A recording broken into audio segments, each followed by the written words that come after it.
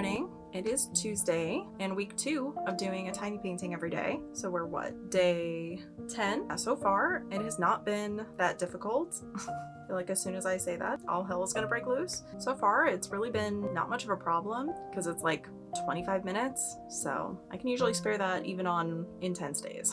Like on Sunday, I had a meeting with Tara about our next book, and what even else happened on Sunday? Not even that much, but I took a break from my medication, so I was like super just groggy and miserable all day. So after my meeting and my errands, I didn't even care about, we had like all kinds of snack food and stuff set up for the Super Bowl. None of us care about the Super Bowl, but we like to do snack foods, and sometimes I'll play video games instead, but I was just not having it. I came home and I got in bed, but I did manage my tiny painting, so.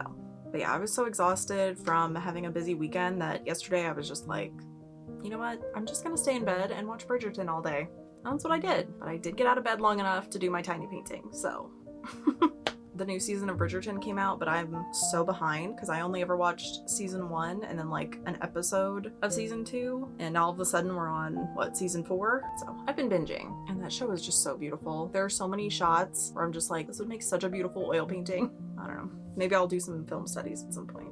But I did get my gouache out in the evening and did a little painting, literally just curled up in bed watching my show and just painted a little bit. I think I'm happy with the way that it's turning out. I'm just not sure about this section over here because for one, it's not dark enough for sure, but I also don't know about this like weird brown color. But at the same time, when I do night scenes and like the neon colors and everything, I tend to make everything very blue and pink, if that makes sense. And sometimes you need kind of more normal colors to make the neons pop more. I don't know. I'm gonna finish up the neon and the windows and everything before I decide if I'm gonna change that part. The ground could maybe use a little more work too, but we'll see. But if I get to work on it this week, I might go ahead and film some of it. I'm not sure if I'll have time though, because today I'm heading over to my best friend's house. I usually do dinner on Wednesdays over there, but the youngest doesn't have school tomorrow, and there's a couple of things for the kids that they need to do during school hours, so I'm going over there tonight for a little sleepover. It means I won't get home until really late tomorrow night, so it's gonna be rough, but I am determined, no matter how tired I am, to paint my tiny painting when I get home tomorrow night.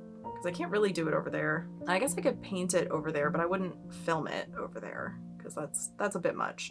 Normally I would just do 2 today or 2 on Thursday to make up for tomorrow, but my challenge is to paint one every single day for the month, not just do 28 in the month of February, because for me, when I do challenges like that, I tend to do too many at the beginning and then I'll skip some days and then get behind, and then I have to like rush to get the rest done. So I made the challenge to do 1 every single day, even when I'm out of town.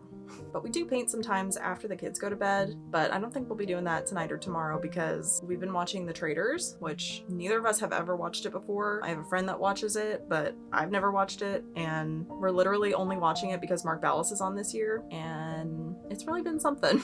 Her husband is like so mind blown by the show. He's just like, what is this? Like, why is it like this? And we don't have answers for him because we've never watched it. So we're like, I don't know.